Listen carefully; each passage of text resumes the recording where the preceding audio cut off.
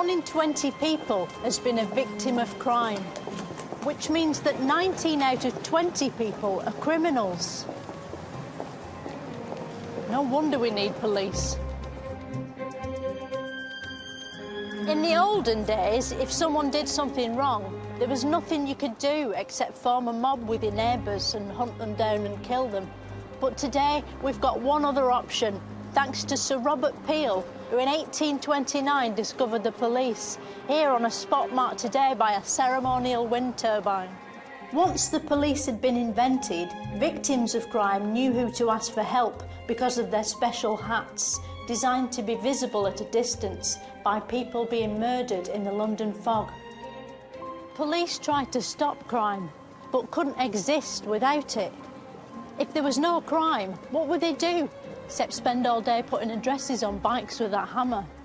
If no one's going to steal those bikes, that's just decorating.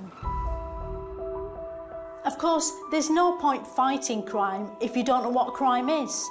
That's where rules come in. But what is rules? A rules is basically a collection of laws. The first example being the Ten Commandments, which were left on a hill by God. Many of those laws, killing, gravity, and the one about not interfering with oxes, are still used today, even though God's dead.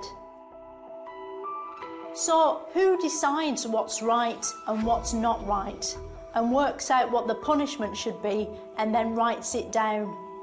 Maybe an expert can help us get to the truth. Hello, who are you and what are you an expert on? My name is Chris Williams. I'm a senior lecturer at the Open University and I'm an expert on the history of crime, policing and justice. If a policeman broke the law, would he be able to arrest himself?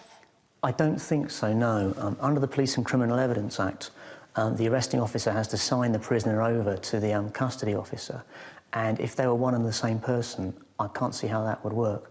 Also, I don't know how the investigator can interview themselves legally under that act.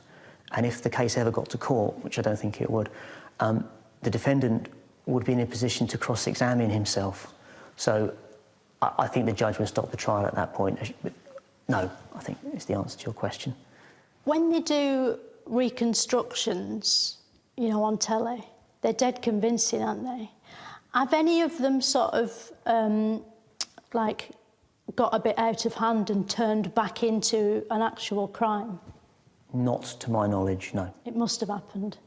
Must have. Probably not. They're relatively highly... It probably has happened, though. We'd probably have heard of that if it had happened. All right, OK. So, if there wasn't police, we'd be able to do what we liked, which is great. But then the police wouldn't be able to do what they liked, which is be the police. And that would be against their human rights.